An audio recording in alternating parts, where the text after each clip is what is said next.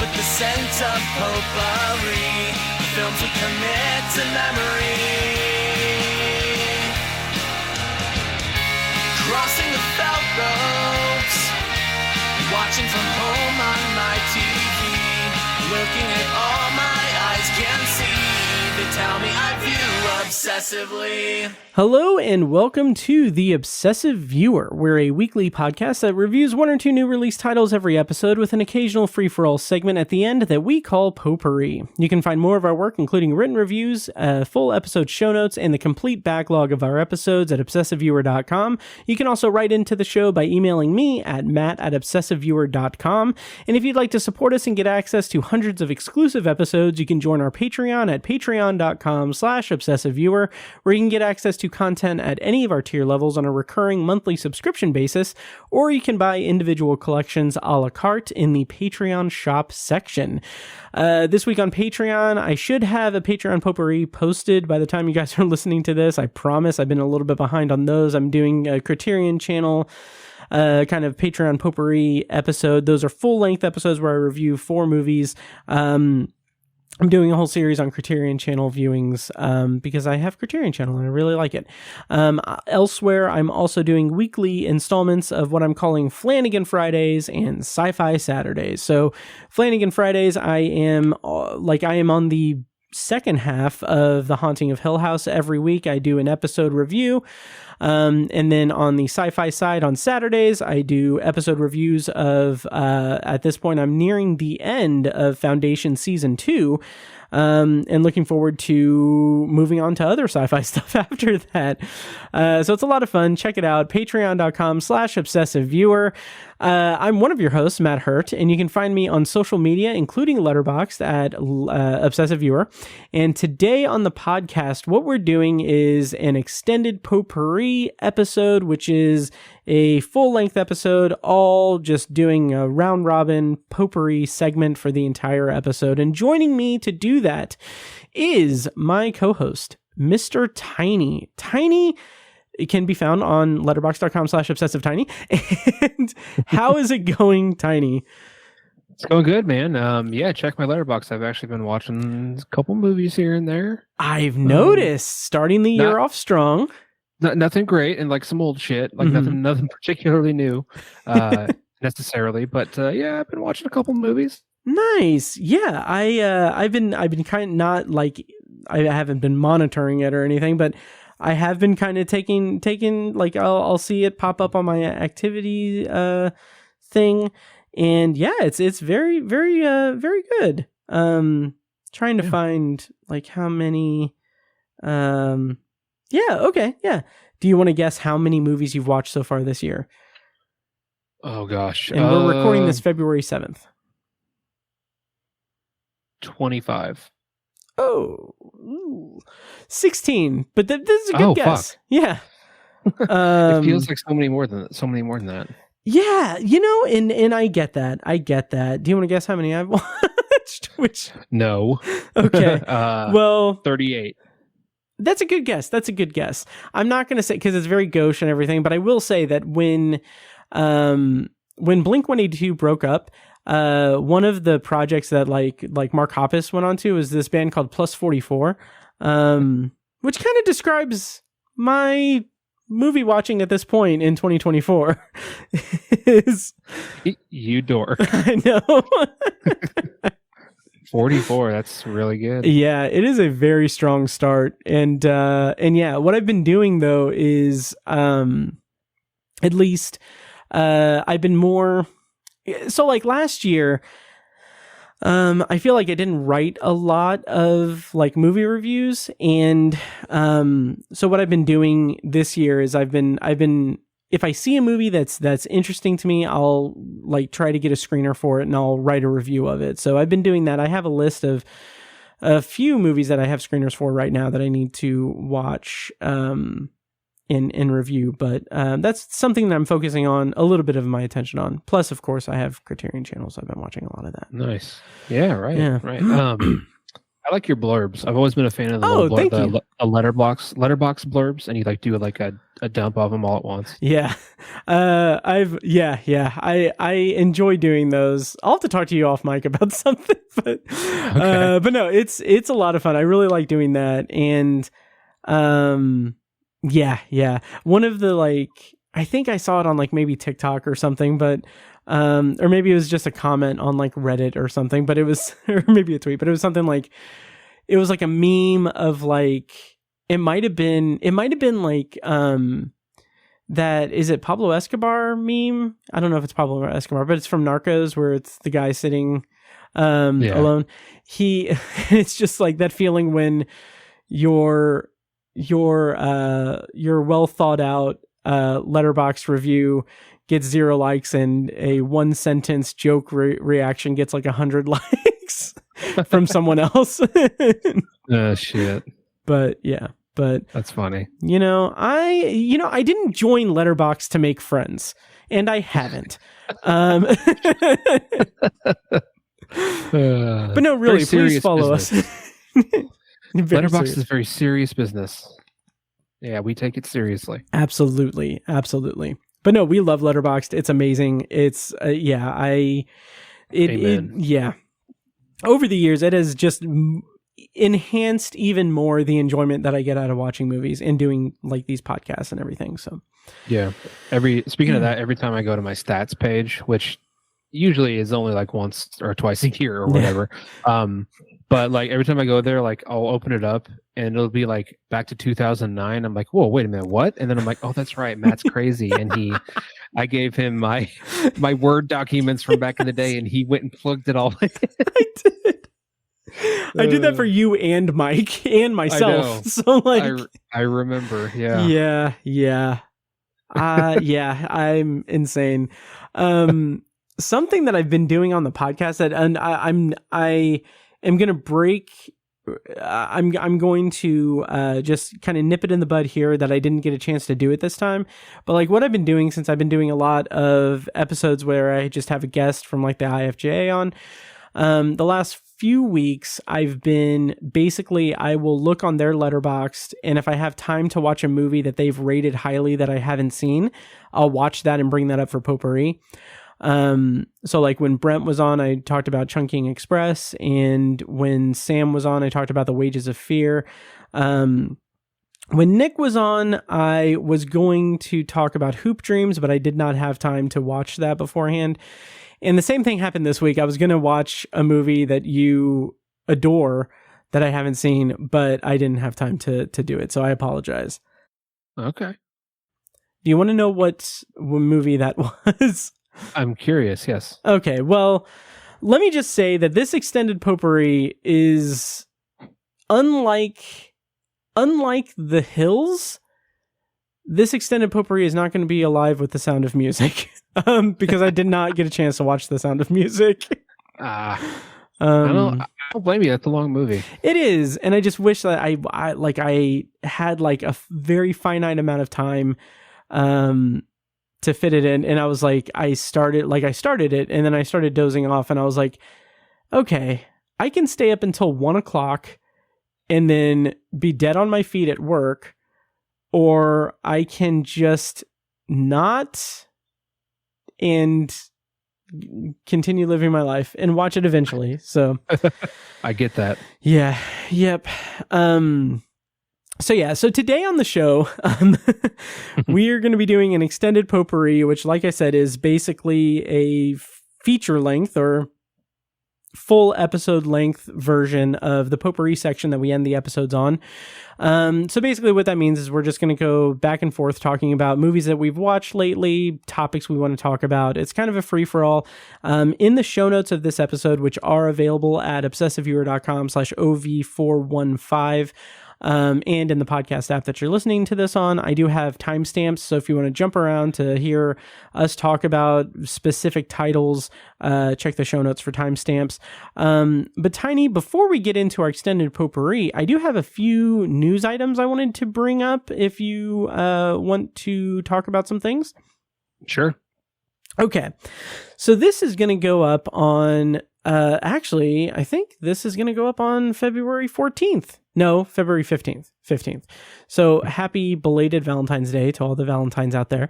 And this is going up on the 15th. And last week's episode where I reviewed Argyle with my friend Nick, that was recorded like the day before Carl Weathers died. So we didn't talk about it in the episode, of course. So I wanted to just kind of set aside a little bit of time at the top of this episode to just mention that Carl Weathers passed away at the age of 76.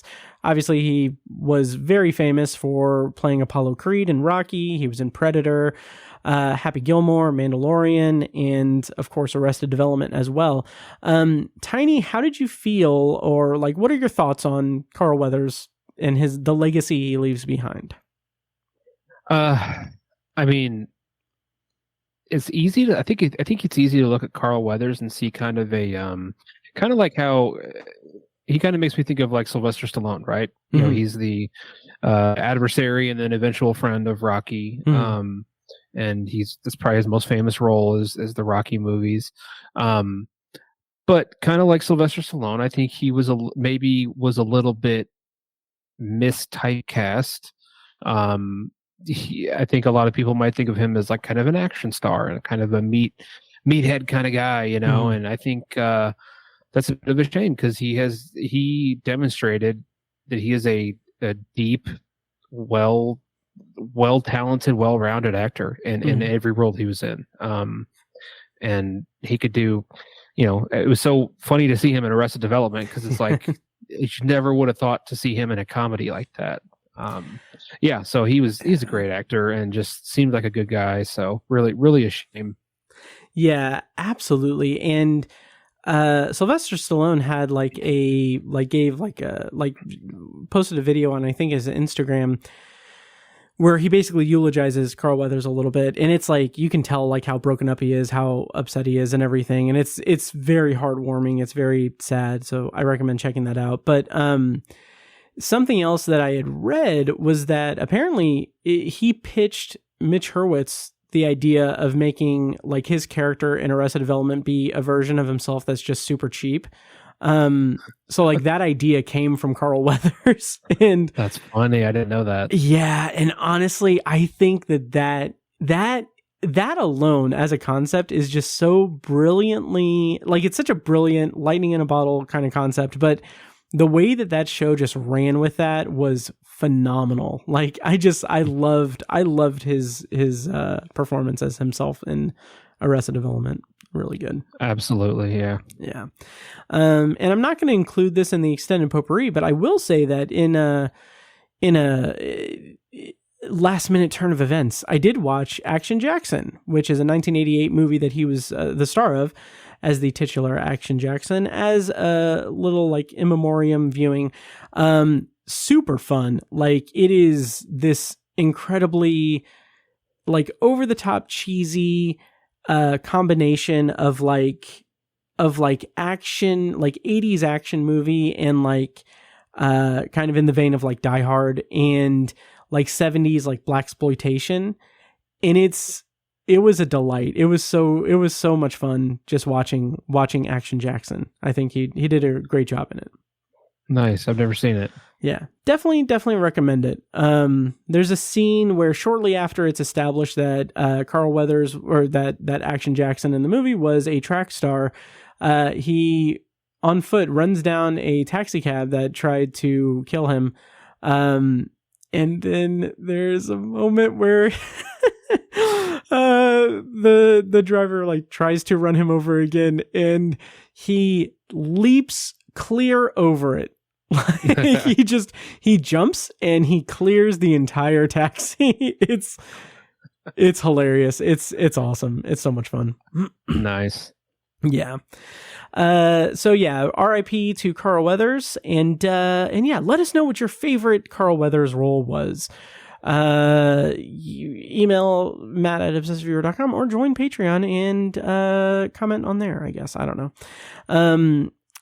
The next piece of news that I have is that there's not a lot of information about this, but Dave Franco and Alison Brie are going to star in a codependency horror film called Together. It's written and directed by a first-time filmmaker. I can't remember his name, but there's not a lot of details about it, just that it explores like codependency in a horror genre platform. And it stars Dave Franco and Alison Brie. Are you interested in this at all, Tiny? Do you have any thoughts on this news about this upcoming film? Yeah, for sure. It sounds interesting. I'm not a huge Dave Franco fan as an actor. Like I don't know. I'm open to him in a role like this. I kind of associate him with comedy or like kind of fluff kind of movies, I guess. Like Now You See Me, like those movies. Yeah. But Alison Brie, you know, she's done a little bit more dramatic stuff, and big fan of hers. So I liked the oh boy, what was the movie called that they did together? Somebody I Used to Know. Yeah. I thought that was good. I think we reviewed it last year. Did we? Okay. I think so. I don't might know. have, yeah, or a couple years ago. But they co-wrote wrote that movie together. Yeah, that was good. I like that movie. Nice. Yeah, me too. I thought it was solid. So yeah. So we'll see what happens, and here in like a year or two when it comes out, we will review it. That is our solemn vow to you guys listening. We will review together when it comes out. Tiny and I will together.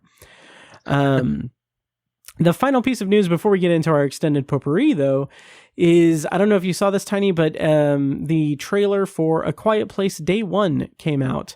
This is the prequel to A Quiet Place, the A Quiet Place franchise. It comes out, I believe, June 28th in theaters. It stars Lupita Nyong'o and is directed by the guy who directed Pig. I can't remember his name off the top of my head. Tiny, did you get a chance to see this trailer? And if so, what did you think? I didn't. I should have watched it. Yeah. No worries. What are your feelings about the franchise of A Quiet Place, and what is your interest in a prequel? I'm interested in it just because I love the concept. The first movie made my top 10 that year, and I stand by that. That first movie is fantastic. One of my favorite endings. I need to rewatch it. It's been a while. The ending was cool as shit. I thought the second movie was also really good. I really liked the opening scene where they kind of like, as the event is happening for the first time, like that was so well filmed and well made. Really enjoyed that. So, and the movie ended up being really cool too. I think the concept is just really cool. There's so many opportunities to have very high intensity scenes because of that dynamic that they, you know, the whole silence thing is just really cool.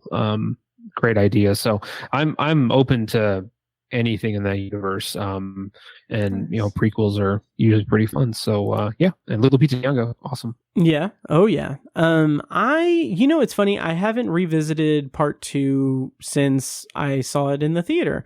It was, and that was one of the first movies back after COVID, I think.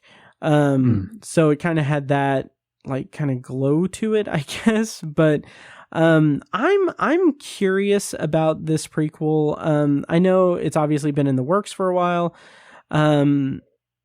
And Michael Sarnowski is the director's name, but I'm intrigued by it. I'm not going to really come down one way or the other on whether or not I'm very excited for it. The trailer is pretty promising, but it's also got Lupita Nyong'o. It's got Joseph Quinn from he was the guy, yes, Stranger Things.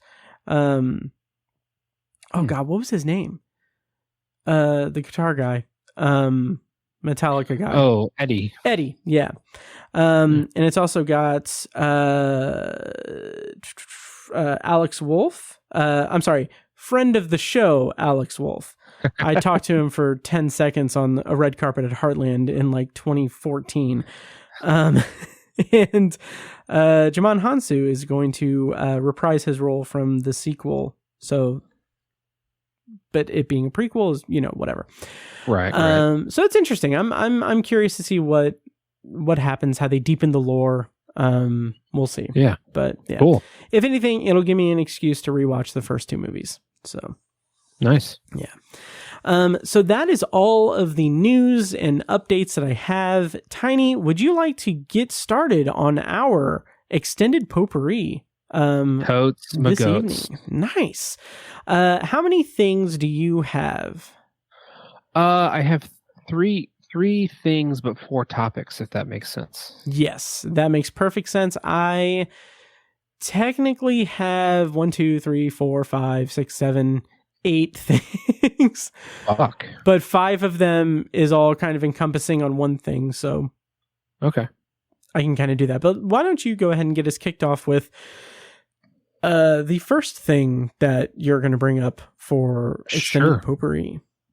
Yeah, so the first thing I wanted to bring up, I'm going to talk about the 3 things in order of release date for no particular reason at all. Nice. So over the weekend I binged Peacemaker on HBO. Okay.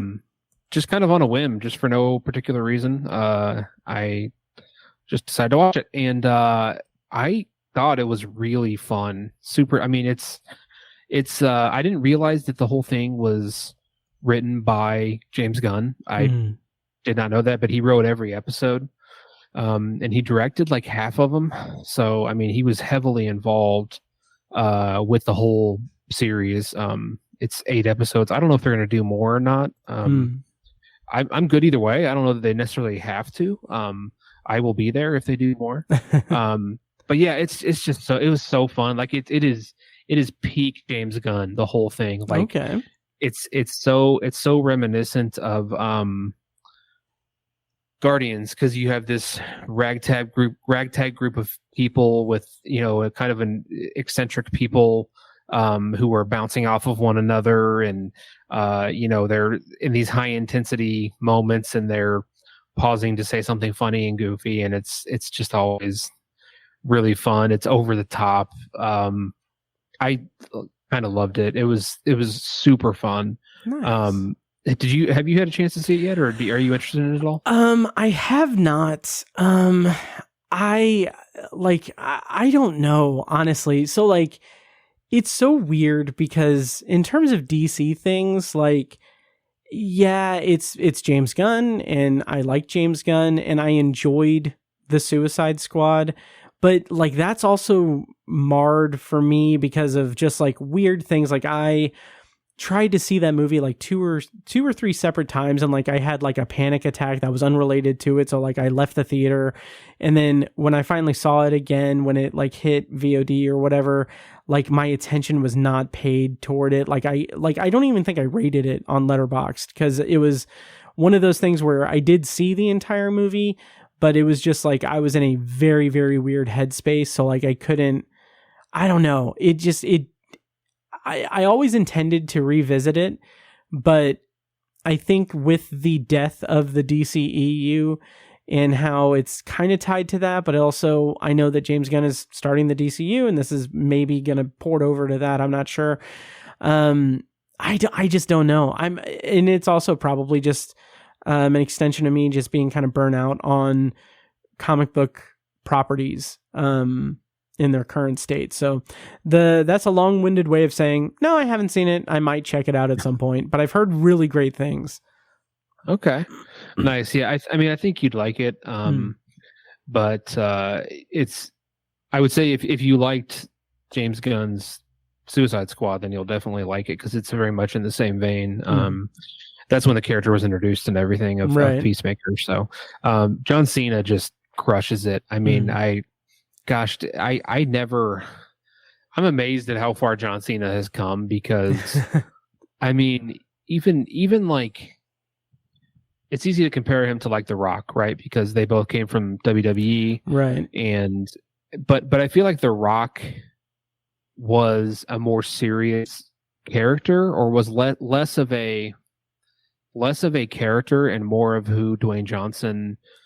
Like, obviously he was playing things up and everything, but I'm just saying, like, he was more grounded, I guess. Whereas John Cena is just like, you know, he was wearing his jorts, and he had the I don't even know. Like, I never actually watched John Cena as a wrestler, but like just the image seemed like way too cartoonish and just out there. But I mean, he just totally has kind of shaken that off, in my opinion, and he's fun as hell to watch. I remember the first thing I really saw him in as an actor that really surprised me was Trainwreck. Oh yeah, where he plays the boyfriend. And he was just like, he stole every scene he was in. He was so damn funny.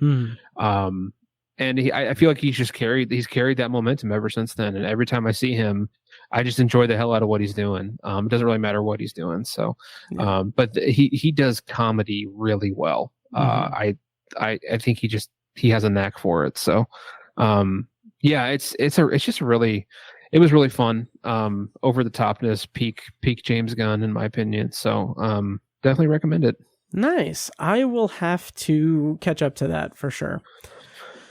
Nice. Yeah. Shall I give my first extended potpourri segment this episode? Please. Okay, so this is going to be kind of brief, but also I do want to take this opportunity to say, follow me on social media and on TikTok and Instagram and stuff, because last night, one of the reasons why I didn't watch The Sound of Music Tiny is because I spent about an hour and a half last night editing and scheduling 12 TikToks to go up over the course of the next 6 days. Holy shit. So please God, go like them and share them. I'm cross-sharing them across like Facebook and Instagram. But anyway, my first potpourri is going to be for the Amazon Prime Video original movie role play, which stars Kaylee Cuoco and David Oyelowo.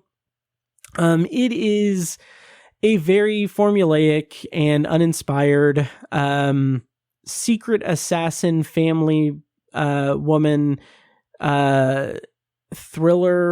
family thriller, I guess, where Kaylee Cuoco plays a married woman with kids, multiple kids, I think. Yeah, multiple kids, 2 kids, and she moonlights as an assassin. She trots the globe, killing people for money, and when her 2 lives intersect, it is a recipe for formulaic spy action BS that does not sustain. It's does not hold your attention. It does not sustain its almost 2-hour runtime, I think, or maybe hour and 45. It's not good, is what I'm getting at. The action, like the choreography, the set pieces of the action are very just lazy and uninspired. And I say this in my Letterboxd review, but I don't need action movies like this to try to emulate John Wick or Mission Impossible. Like, it doesn't do that. But what I'm saying is I don't need it to be like top tier action choreography. And there's no attempt for roleplay to do that. But what I do want out of this type of movie is at least a little bit more effort. So like, there are scenes where like Kaylee Cuoco is fighting someone, or she's having an altercation with someone in which she's fighting for her life, and the camera just doesn't follow it as organically as I would like it to. And there's a lot of like quick cuts and very just lazy camera setups and lazy choreography. It feels like they weren't really that prepared to shoot a very cohesive action sequence. And that's basically throughout the entire movie.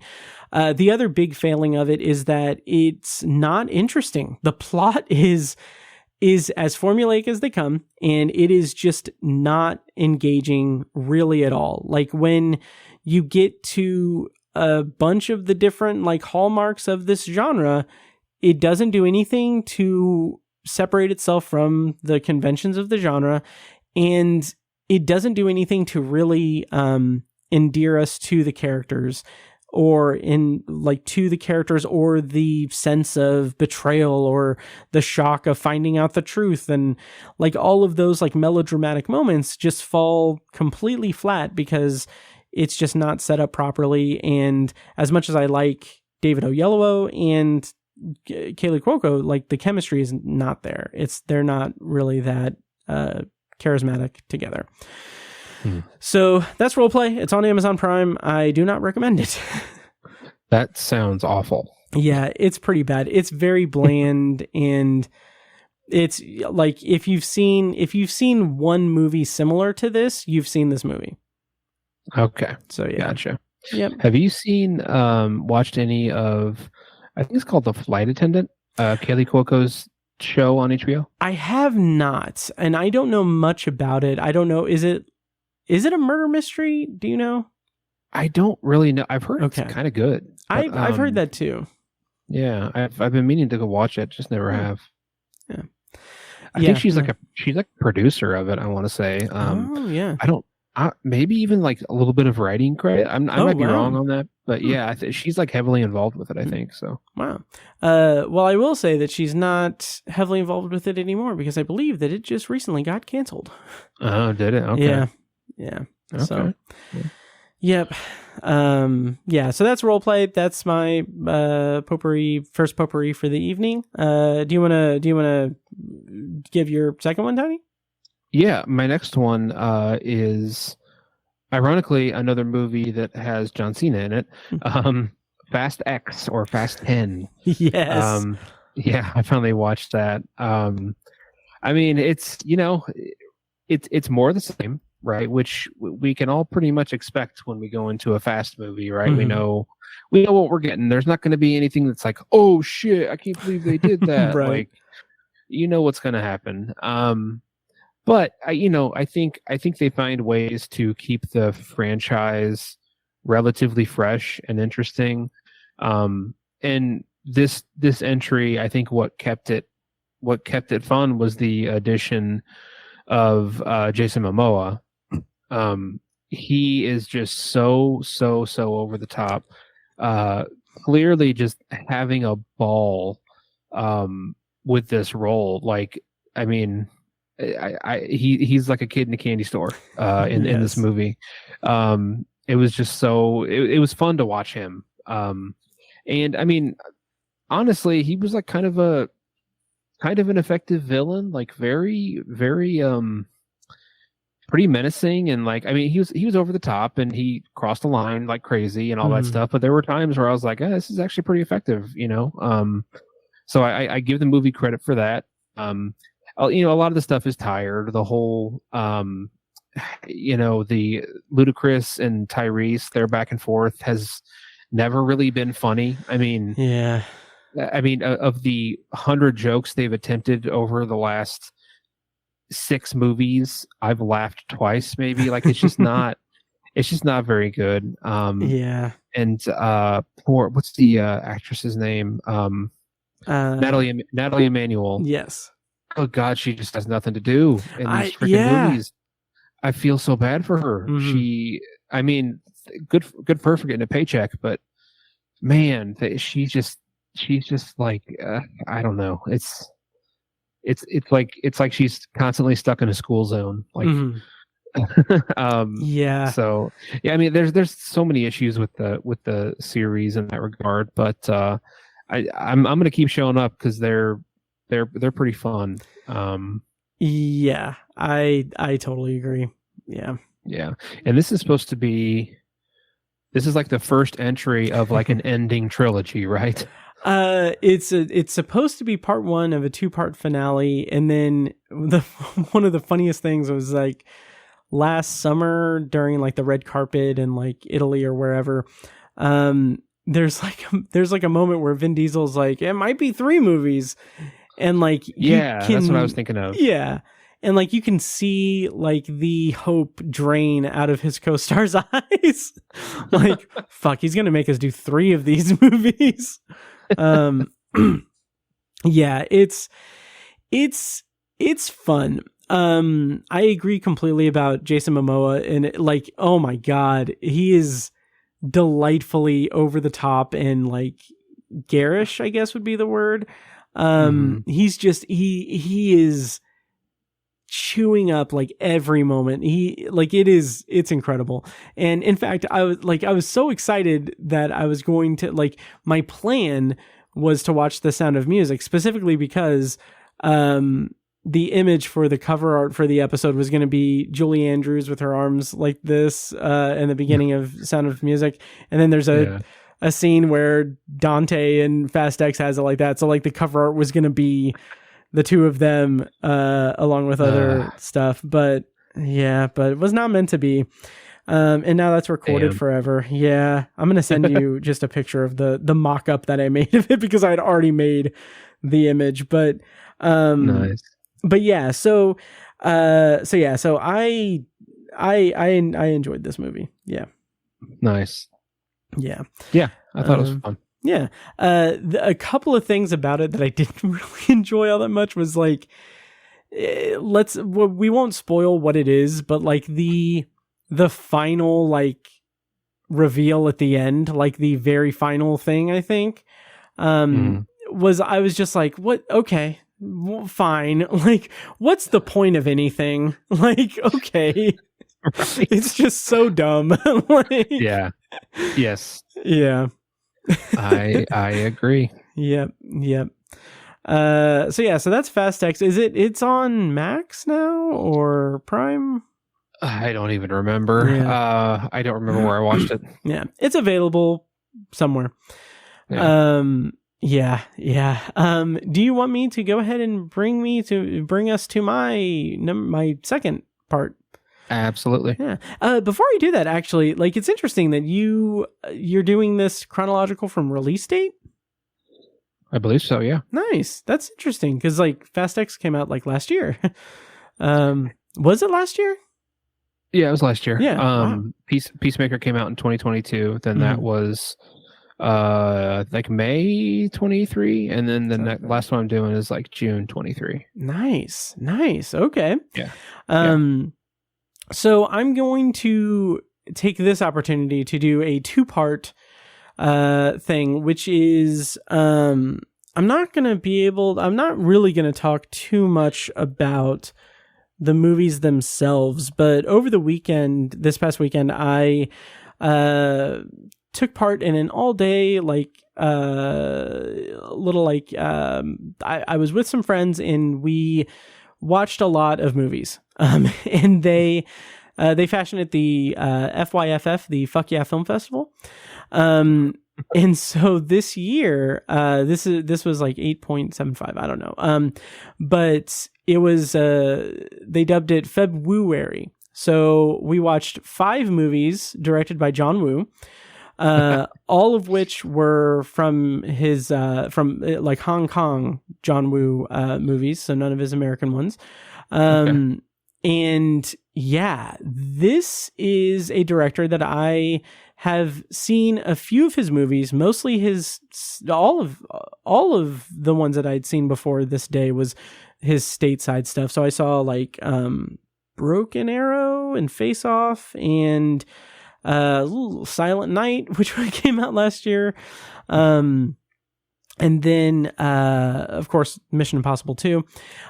So I knew what he was kind of about, but I hadn't seen any of his Hong Kong movies. So we watched A Better Tomorrow and A Better Tomorrow 2, which those are the 2 titles I'm not really going to be able to talk too much about because we watched it earlier in the day and it was like it was a long day. So but it's like this police crime thriller with like undercover cops and two brothers. One is on the straight and narrow and one is an undercover cop, I think, or one is a reformed gangster, one is an undercover cop. I don't know. The undercover cop is horrible. Like he's a terrible undercover cop. It's hilarious.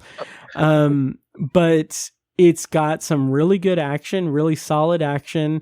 And A Better Tomorrow 2 has, first of all, let me set the scene. These 2 movies feature Chow Yun-fat, and the way that that his role is utilized in the first movie leads one to believe that there is no possible way that he could be in the second movie. Like, I will leave it at that, but it is like, it's amazing how much he cannot be in the second movie. So that's great, but he is in the second movie in the funniest way that they like. It's amazing the way that the movie brings him back.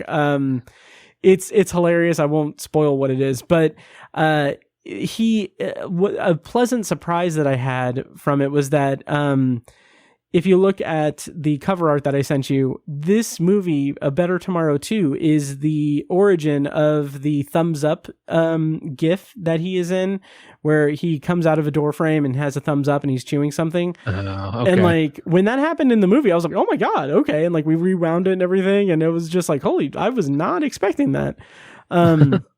But as far as the actual movies go, A Better Tomorrow and A Better Tomorrow 2, A Better Tomorrow is definitely the standout of these two. A Better Tomorrow 2 is kind of a muddled mess because there is a long stretch in the middle of the movie that, from what I understand, the producer and John Woo had conflict on how to tell the story that they were telling. And so what it boiled down to is that there was, I believe, like second unit directing stuff in, I think, New York. And then John Woo in Hong Kong directing the stuff in Hong Kong.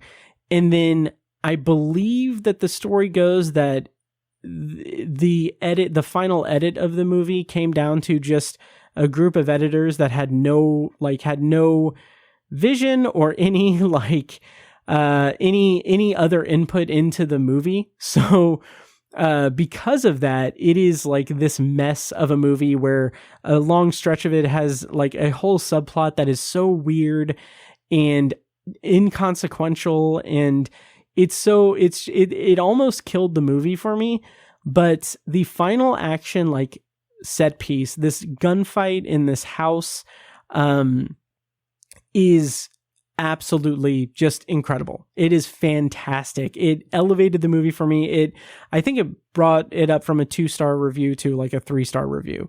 It's like that's how just effective the action was at the end of the movie. So it was a lot of fun. But that's A Better Tomorrow and A Better Tomorrow 2.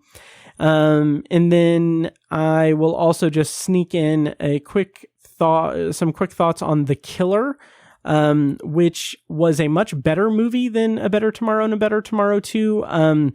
I'm like, it all blends together in my brain because I spent a whole day watching these movies. But The Killer had a lot of really good stuff. It's like an assassin and a cop, and they're at odds, but there's this that classic like shared camaraderie that grows between them, and it's really fun. It's The Killer. I wish I could say more, but check my Letterboxd. But yeah, those are 3 of the movies that I watched that were John Woo movies, and I enjoyed them. They're good. Have you watched any of John Woo's Hong Kong stuff? I haven't seen any of them. No. Nice. Well, there are 2 more that I'll talk about later in this episode that, spoiler alert, 2 5-star movies. Oh, wow. Okay. Yeah.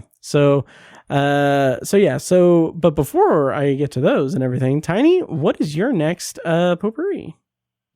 My next potpourri is trying to think if this it connects to the other stuff because it's part of the DCU. I watched The Flash from last year. Oh, yeah. Had not watched it yet, so it almost had me sad that the DCU is ending. Because this was the best movie in my opinion so far that they've come out with. Oh wow, in the entire DCU? In my opinion, yeah. I thought it was for me, what made the whole movie and really surprised the hell out of me was the emotional journey that Barry goes through. I mean, it's a shame that Ezra Miller is so troubled in his personal life and everything, because he is a damn good actor. He's really funny. And he's very, not to be a douche, but I forgot. Yeah, sorry, I forgot. They are really talented. I really love their acting. I mean, they're funny. They are emotional. They're sad. I mean, they just run through the whole gamut of emotional range in this movie, and I was so impressed with them. It's a shame that they have, they've been through so much crap in their personal life over the last couple of years, and have been in the news for bad things, and may not be really all that employable in Hollywood anymore. Right. Because they are a talented actor. Very talented. So that's what blew me away about the movie. That emotional journey was just, I mean, I was not expecting to be in tears at the end of the movie, and I truly was. Wow. Okay. Yeah, nice. I really was. And I thought this was one of the fun ways that, the multiverse stuff is all the rage right now. And, Marvel kind of set it off, and it's been really fun to watch in Marvel. But I loved the creativity of how they did it in this movie. They pulled in all these different properties together. I don't know. I just thought it was really fun. I thought that was just such a cool way to do it. I really liked the movie a lot. Now, of course, there are quite a few problems. The sure, much like a lot of the other DC movies, this is some of the worst CGI I've seen in years. It's bad. And like the whole thing where he runs so fast that he goes back in time, like that's cool, and conceptually they did a good job, but it just looked bad. It just looked really bad.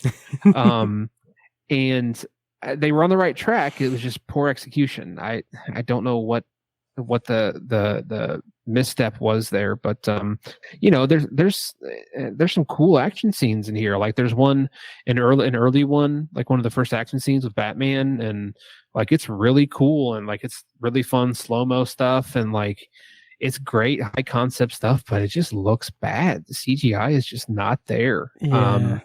And typically that doesn't stand out to me. I remember you and I and Ben had seen, what did we saw a movie, and I remember we were talking about it afterwards, and Ben was saying how he thought the CGI was just really bad, and I think you agreed, but I didn't feel the same. Like it didn't jump out to me. I can't remember what the hell we saw. Quantumania? Yes. Was it? Okay. I'm glad you remember. That's what it was. Yeah. Yeah. Oh God. Right. Yeah. And to me, like I didn't think that CGI was bad. It didn't bother me in that movie. But it really bothered me in this one. It's really, really a shame. But yeah, I thought it was a pretty inspired movie. I thought it was just really, really fun, very emotional, really good acting from Ezra Miller. Yeah, just a fun movie all around. It's sort of a shame, that DCU is going away pretty much. Just because of the strength of this movie, but I'm not too broken up about it, Yeah. It's an interesting swan song for the DCEU. Aquaman 2 notwithstanding, that movie is garbage. Yeah. I can't even recommend seeing it. Honestly, it's not good. But Damn. Yeah, but I remember liking The Flash a little bit more than I expected to. But I think I ended up coming down on it a little bit in my review of it. But there are bits to it that I enjoyed. Namely, I like the concept of the Flash, like him as a character. I've read some of the comics a little bit, and he's just he's a really good character. His powers and the whole Speed Force thing is something that just really is interesting to me. And as someone who is an avid procrastinator and someone who is constantly late for things, I sympathize with that aspect of his character. But like I don't know, the movie didn't really satisfy me across a lot of avenues. And I know that a lot of marketing, well, obviously a lot of the marketing had to be about Michael Keaton coming back as Batman because they couldn't really market it as Ezra Miller's movie since, as you said, they had a lot of problems. But with Michael Keaton's involvement, I think it tapped into a little bit like a little bit of nostalgia for me, but also it caught me a little bit off guard because he's not the Tim Burton Batman. Like, he's kind of his own thing, and that seems really weird to me, and it didn't really resonate with me. Okay. Yeah. Interesting. Yeah. Yeah, I mean, you're definitely right. He definitely was not the Burton Batman for sure. And like, I don't mean that as like, oh, he's like this old haggard Bruce Wayne Batman from like the Tim Burton universe or anything. It's like my memory of it is like he's literally just not the same Bruce Wayne as he was in the Batman, like in the Burton movies. Like, if he is, it's like a weird, like, Elseworld sort of version that's not, and like I feel like that is what threw me off from that, is from the movie, because I was kind of expecting it to be like, if nothing else, a fun nostalgia trip. And there's a lot of like fan servicey things, like talk about the CGI and stuff, like at the end of the movie there's a lot of like weird problematic stuff too, that is a little bit ridiculous, but like I don't know, it didn't really mesh all that well for me. So yeah. Okay, that's fair. Yeah, that's totally, like I said, it was riddled with problems. Yeah. I was just able to overlook some of them. So yeah, and I can totally get, like, the entertainment value of it is surprisingly high for the DCEU. That's as much as as much compliment as I can give it, I guess. Okay. Yeah. Any other thoughts on The Flash? No, that's it. All right. Well, I'm going to double up this again and talk about the final two movies of February that I watched. These two movies are 5-star movies for me, and for surprisingly very different reasons. So these are, like, at least this first one is hard to find. Like, it's funny because like the way that this was procured. It's a movie called Bullet in the Head from 1990, and like, it's hard to find. It's not like you can't, like, it's not like in, like, it's out of print and stuff. I think the way that this was procured by Nick, I'll just say his name, was like he I think he had said that he was in like a video store that was going out of business, and he happened to find this on the shelf. Like a bootleg copy of this movie. So it was just completely happenstance. Like, someone on Letterboxd like commented on my check-in and was like, "Hey, I don't want you to, expose anything illegal here, but can you let me know how you got a chance to see this?" And I was like, "That's funny." Yeah, and I was like, a friend found a bootleg DVD at a video store that was going out of business in Indiana. Like, I'm sorry, that's not the answer you want to hear, but I'm sorry. But Bullet in the Head is about these three friends who, if I remember correctly, they kind of get seduced into the criminal underworld, and they decide to go, or they are selected to go, or they decide to go to Vietnam, and this is in the 60s, during like all of that. They go to Vietnam. Like I had said in my Letterboxd review, maybe don't go to Vietnam to do crime, because these three friends, they go to Vietnam on, like, I can't remember what the inciting like reason is, but there's a whole thing where they're being a part of the criminal element. They're three friends, like lifelong friends since childhood, and things go awry.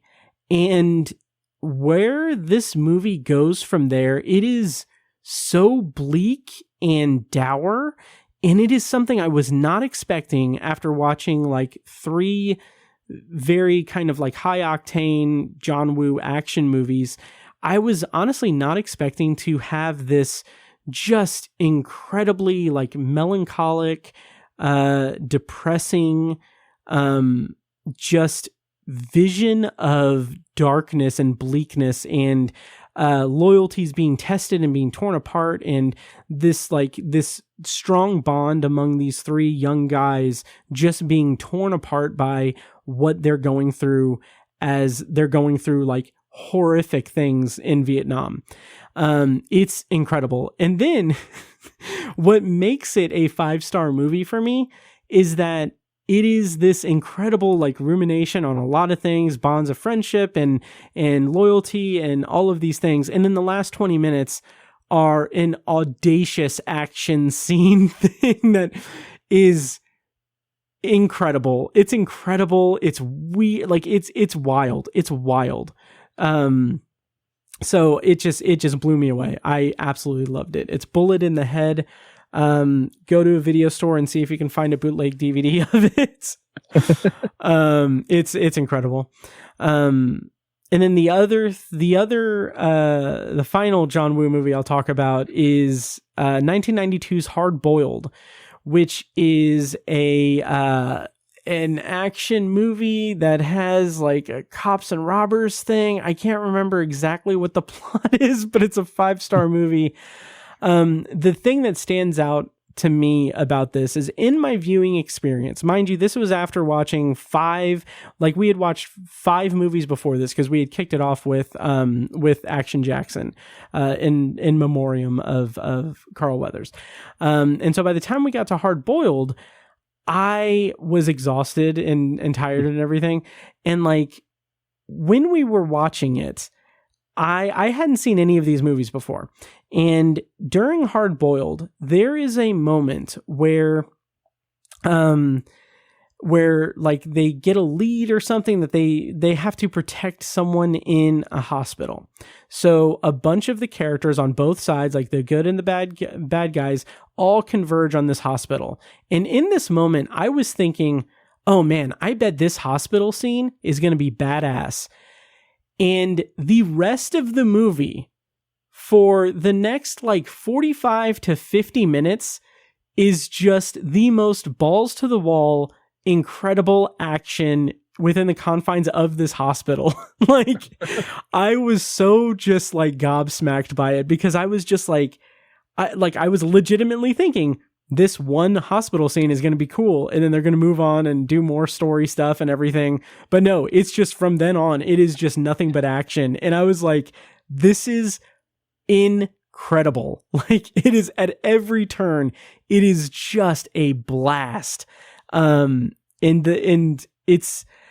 is such a visual and auditory poetry that goes into the way John Woo shoots action, and like the bullets flying everywhere, the freaking doves, of course. In like, I think we noticed it most prominently in The Killer. Yeah, in The Killer. But like all of the action is just absolutely masterful. It's incredible. So Hard Boiled, another 5-star movie, just incredible, insane. I loved it. That sounds really awesome. Yeah. I highly recommend hunting these down. And is Hard Boiled more easy to find? I don't know. I know that there was like some guy like in the world did like his own like restoration of it, and sold like Blu-rays of that restoration of this, and I think The Killer also, and probably other movies. But apparently he like is off, like he's completely gone. Like I don't know if he was threatened with a lawsuit or was murdered by someone, but apparently like he just doesn't exist online anywhere anymore.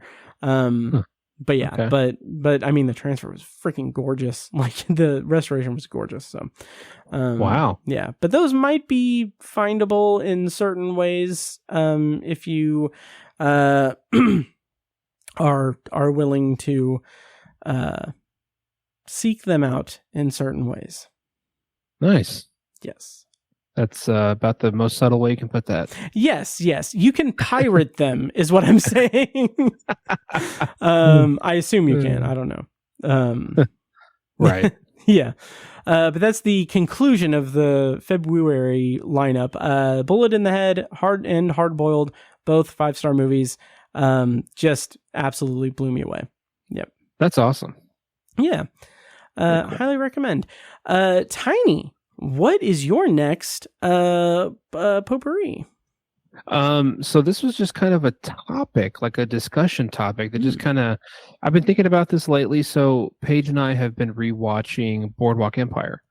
Oh, interesting. Okay. Yeah. Have not watched any of that show since it ended in 2014. So 10 years, it's been 10 years. And it kind of had me thinking back to that sort of era where I feel like, because that show started in 2010, that was kind of around the time where I feel like a new golden age of television was kind of launching. Sopranos was taking off. Cable was sort of in the beginning stages of like overshadowing basic television. All these amazing shows were coming out, like Boardwalk Empire and Sopranos. I feel like streaming was like getting ready to start, or like, like the alternative providers like Netflix was getting ready to come out with like House of Cards. Right around that time. I don't remember exactly when that came out, but 2013. Because it was one of the big reasons why I was compelled to make obsessiveviewer.com. That's right. That's like one of the first. That's like the first thing you ever wrote about, right? Was House of Cards. Pretty much, yeah. I did episode reviews of House of Cards. I think the first like post on obsessiveviewer.com was like, "Oh, the changing media, the changing landscape of television." I'm in my early to mid 20s. I don't know what the fuck I'm talking about. But that's the thing. You weren't wrong. I mean, it really was a changing landscape, and like I feel like that was kind of the beginning of a second golden age of television, and it's had me wondering: do you think that age is over? Like, do you think that's concluded? Yes, yes. I think that this is such an interesting question. What do you feel about it? I think so too. I think it is. I don't know if I can pinpoint like, okay, it was 2021 or it was, this day or this show or the fact that this happened. I think it's just kind of a feeling. Like I think we got a good 7 to 9 years out of this golden age, and it's over now. And it doesn't mean that there's no good television anymore. It doesn't mean that this is going to be, we're going to go into like one of the worst eras in television. I'm not saying that. I don't know where we're headed, but there are a couple reasons why I think it's over. But yeah, I agree. One of my kind of line of thinking with this is that there was that newness of streaming platforms, namely Netflix, start getting it kicked off with that. And then the run of streaming platforms both coming into existence and oversaturating the market with content. The mad dash to get any streamer just online was like oversaturating just in terms of, what we can consume in a given day. And it's an interesting thing to think about how television has changed over the last even decade since we started the podcast. Because that was the outset of that was like at that point in 2013, original streaming content didn't exist yet, except for like House of Cards, and Hemlock Grove, and whatever the third Netflix original show, Orange is the New Black, I think. But to think about how over the last decade that has changed, and how like even at that time, like we had cable and premium cable. So like FX and AMC, they had like their heyday, The Shield, Breaking Bad, and then of course we had the Walking Dead, and then of course we had HBO and Showtime with their stuff, as you mentioned, Sopranos and Boardwalk Empire. Like that was like the premium content. And then there was a shift from that to streaming. And I think in that shift, a couple of things happened. One being the complete bingeability of the shows, and how it wasn't appointment television, and how appointment television transitioned from a preordained time slot to, you need to watch all of this show, all 10 hours of this show over the weekend, or else your coworkers are going to spoil what happened. And I think in that transition, like, that was fun in its heyday. That was fun and exciting, especially for like people like us who do this.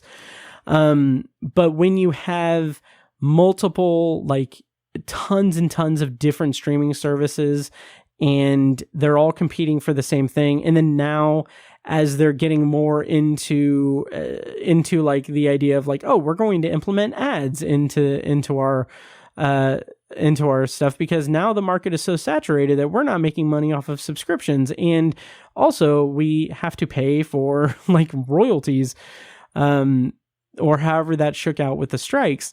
So now it's like, okay, we'll add like ads to it, which pisses me off about like Amazon Prime, because like I paid for a year of Amazon Prime, and like now I think I have ads, and it's like, that's not what I signed up for. And that's very just disingenuous. But I don't know. I think that the golden age of television has probably passed, but there's still like, there's still like, HBO is still doing their thing. Like Succession was a huge success and is incredible. Right. But I think that it's going to be kind of harder to find what the like true like premium television is, because there's such a wide landscape of areas to look for it. Yeah. How do you feel about it? Yeah, I think it's a complex issue too, and it could probably be an entire episode. Oh yeah. That we could talk about. Not that we really do that anymore, which right. Maybe that's a good thing. Yeah. I was thinking about not to detract the episode at all, but do you know what the last time we did a topic episode was? Ooh. I want to say it's been years. 5 years ago? It's funny. I don't know the actual year, but I will here in a second. I think. Do I not have it on here? Jesus. What are you doing, Matt? But it was like episode jeez, I keep messing up here. I think it was like in the 200s. Like, we're recording episode 415. And wow. Yeah, okay. The last, it was on my birthday. The final, and I'll say final because I don't think we're ever going to go back to topic episodes. Yeah. The final topic episode of the Obsessive Viewer podcast was episode 212, Pets in Movies, where we talked about pets and movies, and also Bloodline Season 2, Victor Frankenstein, Logan, and the official OV mascot revealed.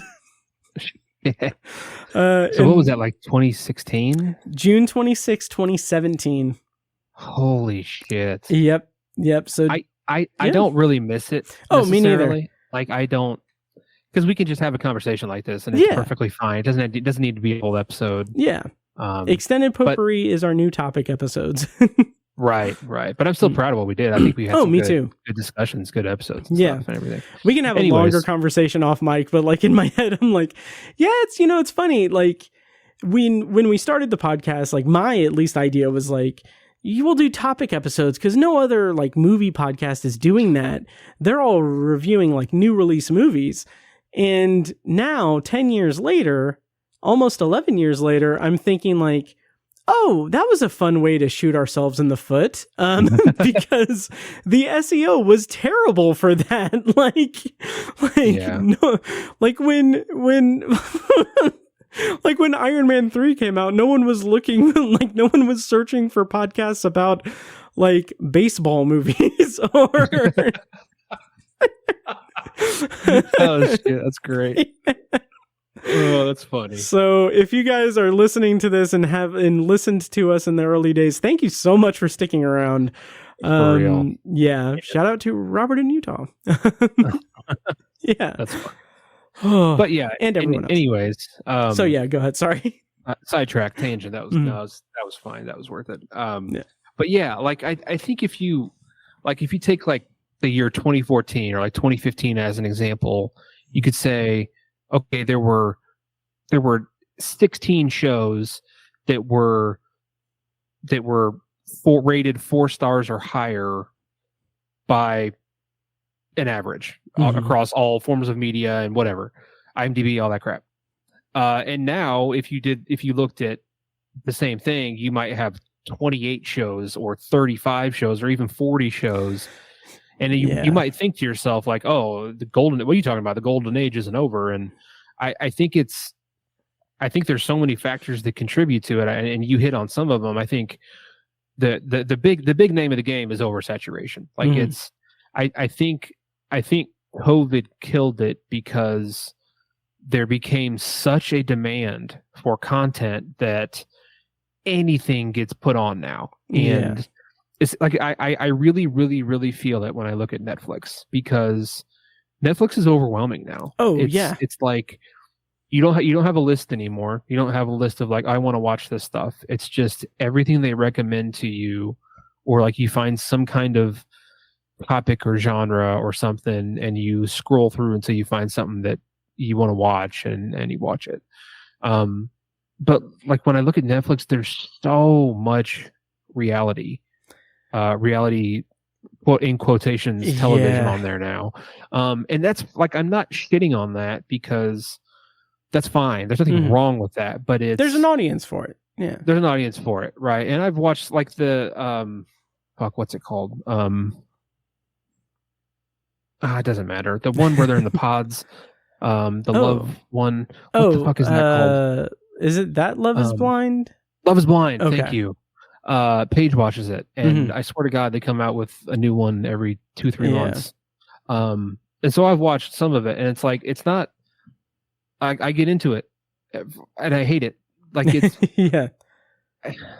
it's not that it's bad. It's just not, it's just crazy. I don't know. It's not like fulfilling. And I don't, and I don't mean that in a condescending way at all. I just like what I've come to know over the years is that, and I think I've talked about this on the podcast before, so apologies for repetition, but like there is a significant difference between like when like we like the things that we watch and the things that like the reasons that we watch things. And I'm not saying that like we're better than anyone at all, but like I'm talking about blanket statement of people who spend a lot of their time talking and thinking about movies and TV the way that we do when we have a platform to, if it's even just writing something on Letterboxd or doing a full podcast episode, we're engaging with it in a different way than other people are. And that's not saying it's a better way.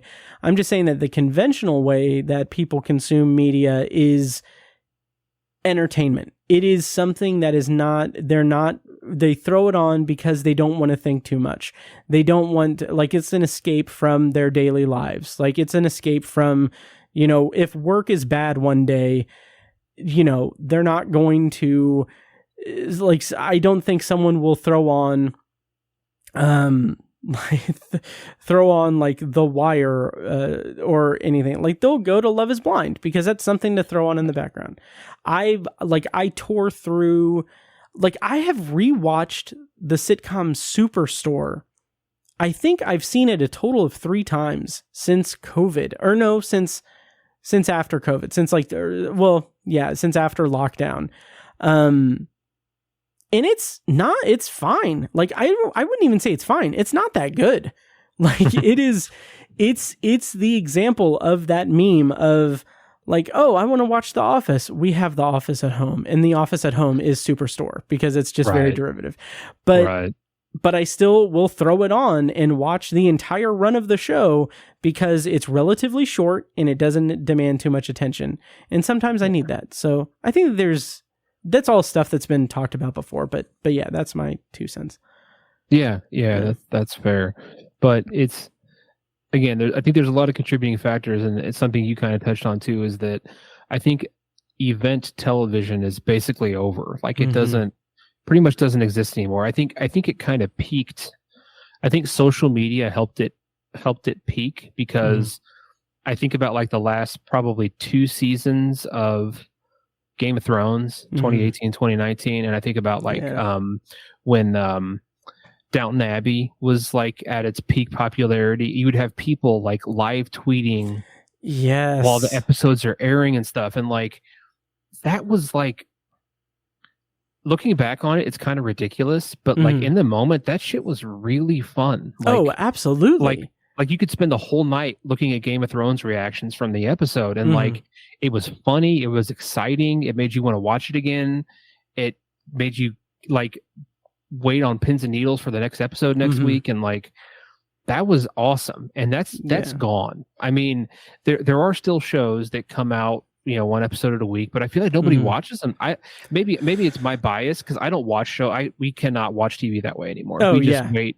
Like True Detective, the new season, we haven't watched, I haven't started it because we're just waiting for all the episodes to come out, and then we're going to watch them. And that's silly, and I can fully admit that's silly, and like it's not probably what HBO wants, right? But we're just spoiled now, and I feel like most viewers have changed their habits, that we want stuff streaming, we want it all now, and we want to watch it as quickly as possible. It's like we're all crackheads, and that's how television is now. And like, it's not that the quality is really bad. The quality is still very good. There's some damn good TV shows that are still on. It's just the demand is so high. There's so much of it. Yeah. I think, in my opinion, I think COVID killed it because demand went through the roof and more services launched, and every single one of those services needs 100 shows, and there's no such thing as a season anymore. Like, stuff just comes out. Yeah. There's no rhyme or reason to it. There's no ebb and flow. There's no like off season where you just watch sports or something, or you fucking go outside. I don't know. Like, it's not, and like, again, that's not in and of itself bad. It's just different. And I wonder if I would love to, in moments like these, I start to feel my age a little bit. I'm not saying that we're old, but like, I really want to know what Gen Z and Gen Alpha feel. Like, do they even think about it? Like, it's probably just normal to them. It's so interesting to me to think about like Gen Z and Gen Alpha, and the way that there was something that I think it's more just, I'm just annoyed at TikTok, but like, just like the, this isn't really connected. I was just going to say like the repetition of jokes and bits on TikTok. Like, people will just do literally the exact same bit that someone else did. Right. And it'll get thousands and thousands of views. And it's like, I'll see the same thing multiple times. And it's just like, I don't know why this is viewed as quality content, but to bring it back to actual TV and the landscape of television, how it's evolved, it's so interesting to me. Like, as I like, and this isn't necessarily a plug for Patreon, I promise, but, in one of my recent reviews of Foundation season 2, which in my brain, and I had the same thought when I reviewed season 1 on Patreon, in my brain, no one's listening to those reviews. Like, I feel like there is no cultural, like, land, like, footprint on Foundation. I don't feel like that has really, I don't know. I don't think anyone's listening to those episodes, but in it, one of my frustrations, like, the show is getting a little bit better in season 2. But one of my big hangups in a recent episode that I reviewed, I think it was like episode 4 or 5, is the continual use of just really dumb explanatory dialogue that explains or reinforces what happened in the previous episode. And the point that I made in my review is that we don't need that anymore. Like, granted, Foundation was released weekly on Apple TV Plus, but it was released on Apple TV Plus. That type of television writing where there are lines of dialogue that are specifically designed to remind the viewer of the thing that happened last week is not something that's an antiquated way of writing television, because that, because that was born from a time where, you know, you watched an episode of TV and then a week later you watched an episode of TV, and then in 6 months it was released on DVD or it was rerun in the summer on like a set schedule. So you need that type of dialogue, but when you have a streaming platform, you don't need that. And it's very, very annoying, and it stands out in a very bad way for a modern television show to have those types of crutches written into the dialogue, because it feels like they're just not adapting to what television is today. And also it's just really annoying because it's very, like, it's just very surface level writing too, because that show has some problems. But yeah, it's interesting. I don't know. It's weird. Like, I don't want to give the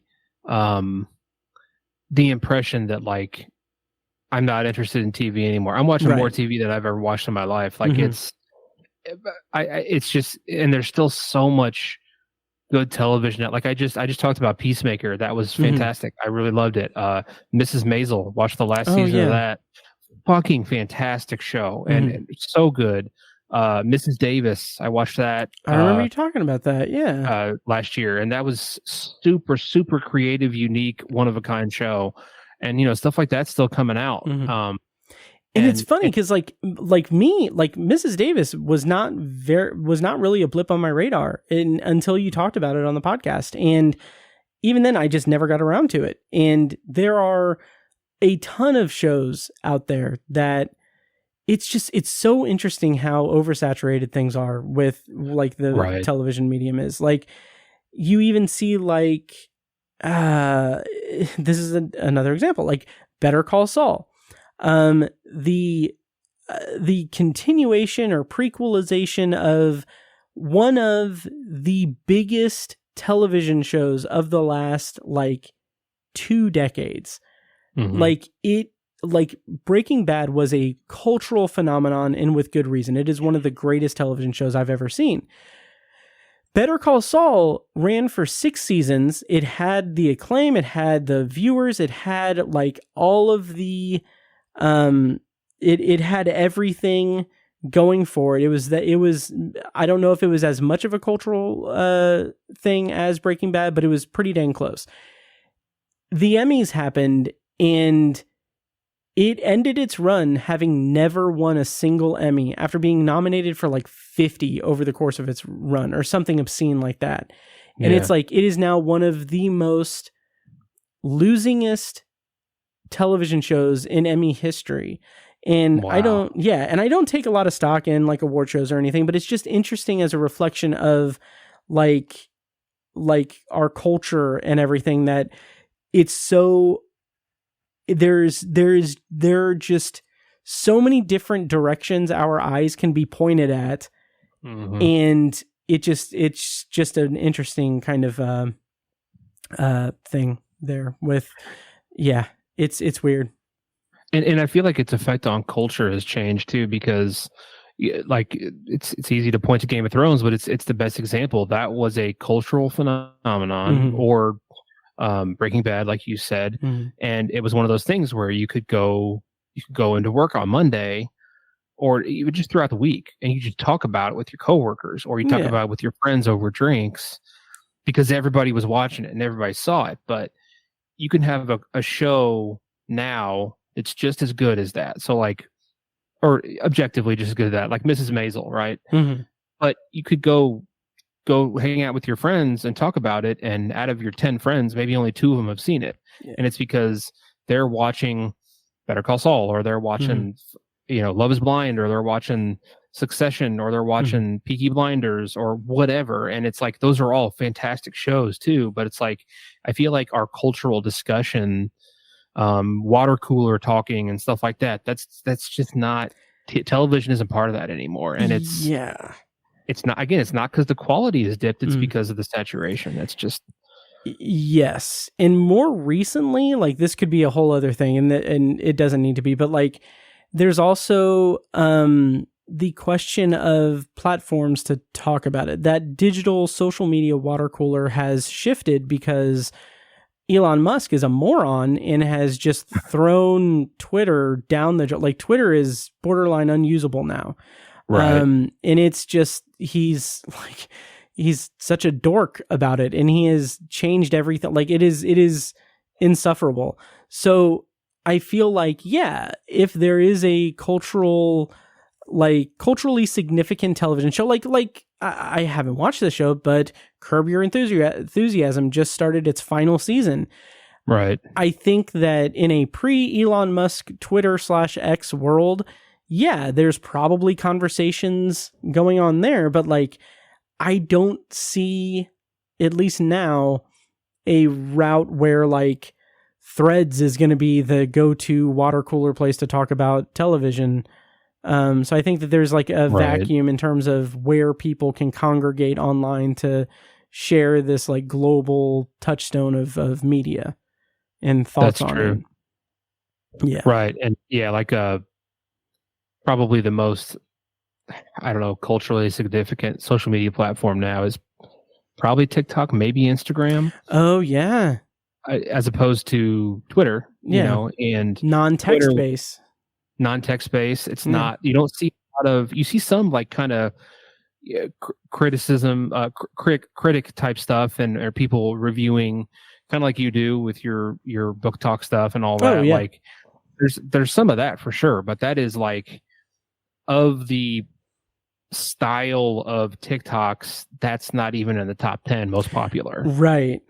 Whereas Game of Thrones tweets were like the number one trending, it took like the whole top 10 spots of trending tweets for a week. Yeah. After like it was just the impact was just different back then. And again, I'm not saying it's bad. It's just, it's so weird because it's like you would expect a huge fall off in so many ways. Like the shows would get really shitty and no one's talking about them anymore, and whatever, but that's not the case. They're still great shows. People are still talking about it. There's just so many disconnects now.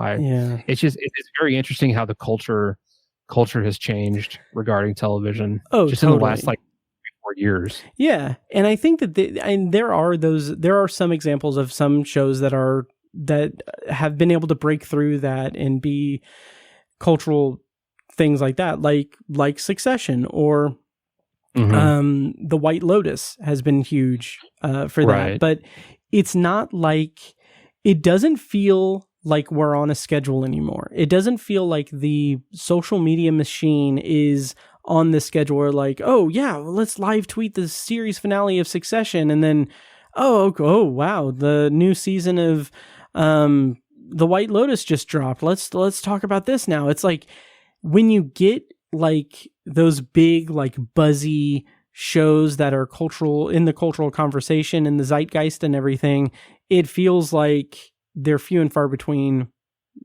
compared to 10 years ago on social media. Right. Yeah. So. Right. That's cool. I was curious what you were going to say. I wasn't sure if you were going to agree that it was over, or if it ever really was a golden era, or a second golden era, or a third golden era. I don't even know about that, but I do think I do think still that television has never been better, really. Yes. It's still a great medium. It's just oversaturated with things. Right. And poor business practices too. Like I said, the whole ads thing is ridiculous. But yeah. I was thinking, just, we can end on this, but when do you think the peak was for this age? For me, it was the last season of Game of Thrones, which people pretty resoundingly didn't like, but Right.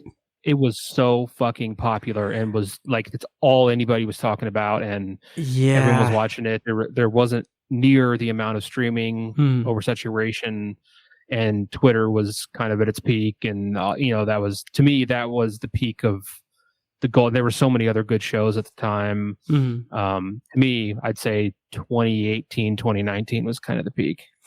That's interesting, and I'll probably end up agreeing with you on that, specifically because House of the Dragon had a full season of a TV show, and I feel like that, I think it satiated the Game of Thrones fans, or satiated the Song of Ice and Fire fans, like the hardcore fans, but I don't think it made nearly the blip on the cultural land like radar. Maybe that's also probably due to the poor quality of the final season of Game of Thrones. Right. But I think that that's also something to consider too. But my jokey response would be that even though, yes, we're releasing this on February 15th, but I would say the final bow of peak television was a couple weeks ago with the finale of the Travis and Taylor NFL Experience show. Which just brief tangent, and then we can move on. But I get so annoyed when I hear people complain about Taylor Swift in the NFL. I don't care. For real. It's so, anytime I see someone complain about having to see Taylor Swift on TV, I just think, in my head, I'm like, imagine having an opinion about that. Imagine thinking that that's important enough to form an opinion about it and be angry about it, or be any one way about it. I'm not saying that in defense of Swifties or anything like that. I'm saying that because it's obnoxious and annoying when people get annoyed over trivial things. And it says more about them than it does the actual issue or the actual event or whatever. Yeah. It absolutely does. Yeah. Right. So, do you want me? We can kind of start winding down here a little bit. Do you have any more after this? No, that's all I had. Okay. I didn't mean for that to go on that long, but no, that was great. Yeah. I will go ahead and give. I'll do one more that kind of ties in a little bit to what we were talking about. So we talked about how it's been kind of the television landscape has been oversaturated, and what I have found myself doing over the last couple of days is I had an itch that I wanted to scratch, and that itch was to revisit a television show from the past. And it's interesting.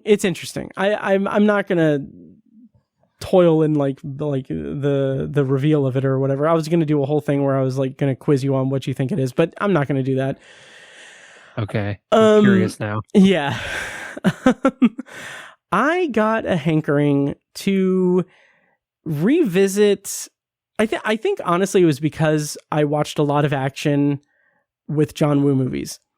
I decided, 24? Yes. Yes. I was like, I should maybe I'll watch 24 a little bit. Yeah. It also shout out to Nick, who I've referenced before and who was on the podcast last week. He wrote a great series, or I think it was I don't remember how many parts it was. I think it was a countdown on Midwest Film Journal. The beautifully named I think it was a full series, but the brilliantly named Gone in 60 Minutes. It was a series about actors on 24 who were only in one episode. And I just thought that was so clever. He has a whole countdown, and it's great. If I remember, I'll put a link in the show notes, but I kind of had a hankering to revisit season 4, which in my eyes, season 4 is the most just straightforward action show where they kind of took things in a different direction to make it more focused on action instead of like having like interpersonal problems, and they streamlined it quite a bit in season 4. But I also had a little bit of nostalgia that I wanted to watch it from the beginning, but I was like, season 1, I saw that so many times, so I just started season 2 because it's bigger scale, and I'm like 7 episodes in, and it's so fun in a nostalgic sense to revisit this show. A couple of things that have kind of just been more in my mind this time watching it is that season 2, for those who don't know, has a nuclear bomb plot. And I think that's part of the reason why I wanted to watch season 2 was because season 1 was in the can and done like it premiered like either a week before or a week after, or in a very short amount of time from 9/11. So the entire show was basically made like right before, or a considerable amount of it was made right before 9/11. And 9/11 literally changed, it's kind of hackneyed to say it changed everything, like changed our perception of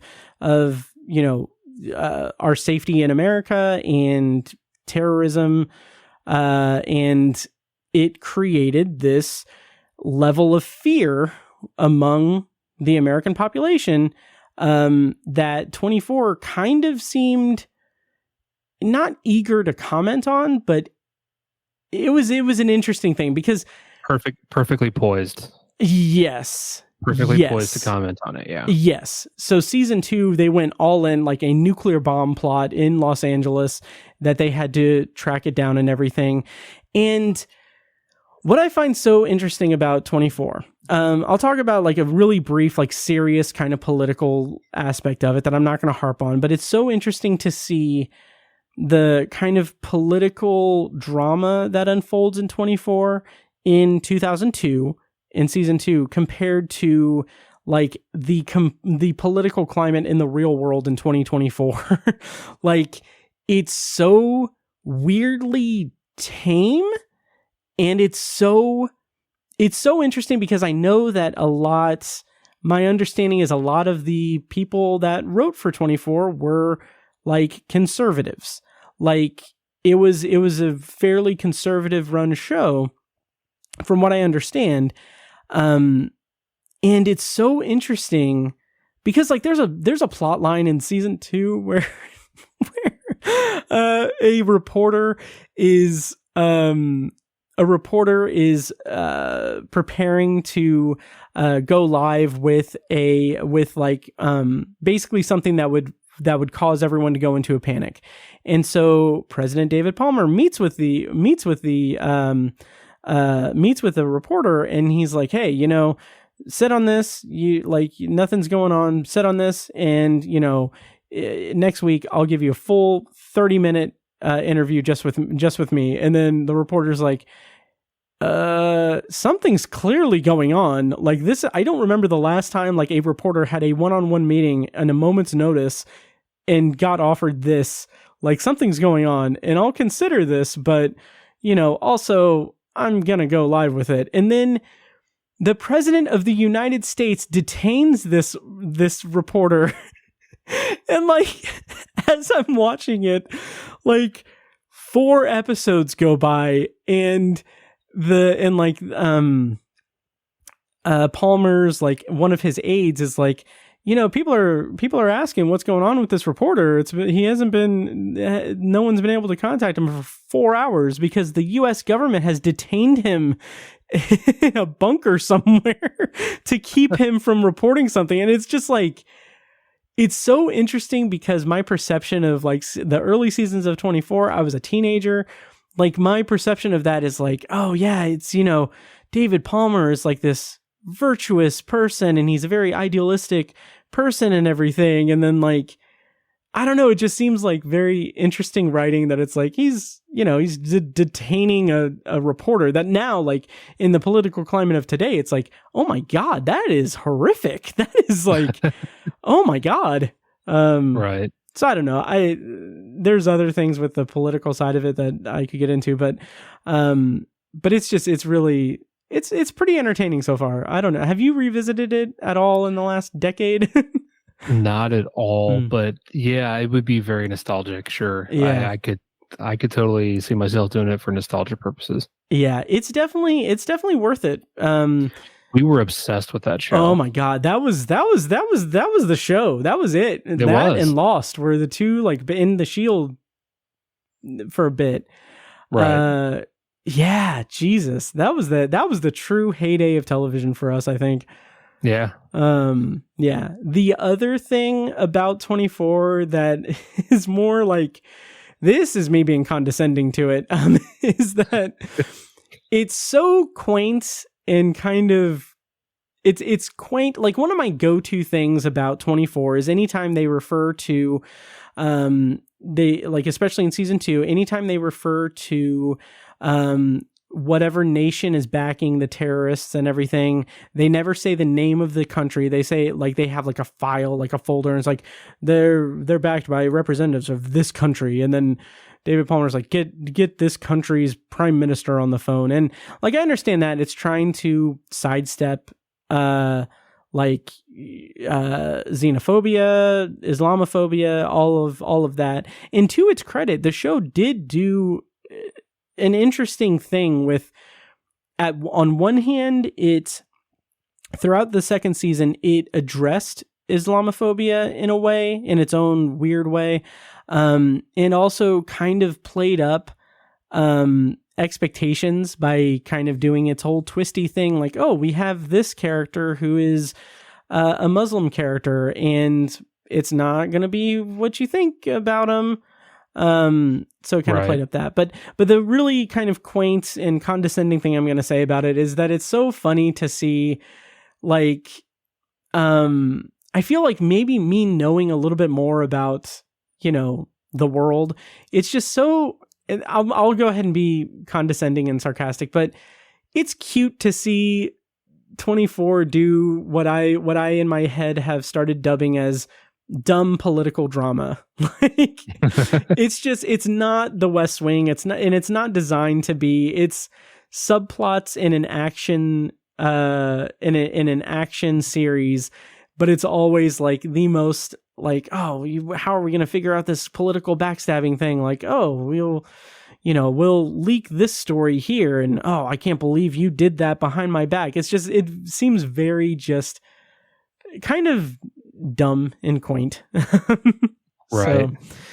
So I don't know, but I'm entertained by it. I don't know how deep I'll get into it, but I will say I've never seen 24 Live Another Day, which was the limited series they had after the series ended, and they also had 24 Legacy, which was a spinoff that I never saw. So was that with Corey Hawk? Yep.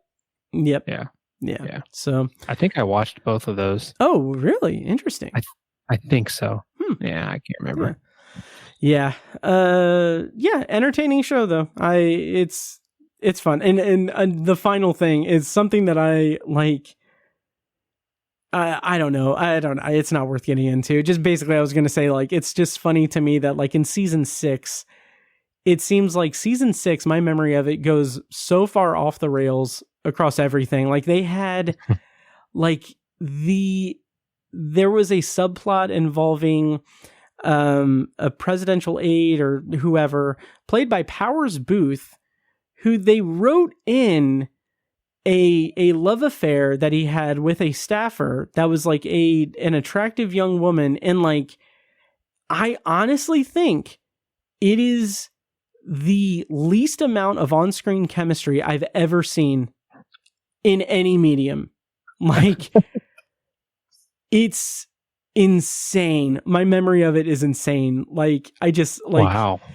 I remember thinking that anytime they had a scene where they had to kiss or do anything intimate, I got the sense, and this is maybe just a little bit derogatory toward Powers Booth, the deceased, but it just I felt like anytime they said cut, the actress ran and took a shower, because it had that sense of like repulsion. That I don't know, but anyway, that's funny. Wow. Yeah. I don't really remember that. Yeah. But, where is it streaming? Hulu. Okay. Yep. And it might also be on Amazon Prime, but I'm not sure. But I'm watching it on Hulu.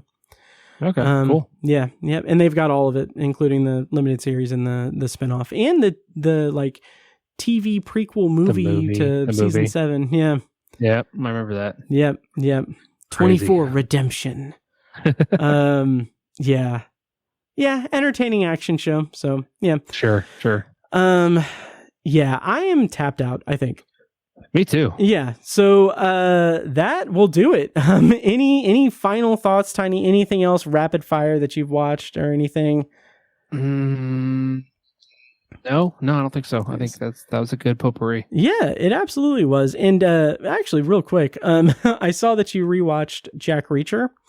And that made me think, and part of this is why I've been watching 24, is that I've been curious to watch Reacher on Amazon Prime, but I didn't want to watch it with ads. So, yeah, I'm curious if you've watched any of it. I've heard great things.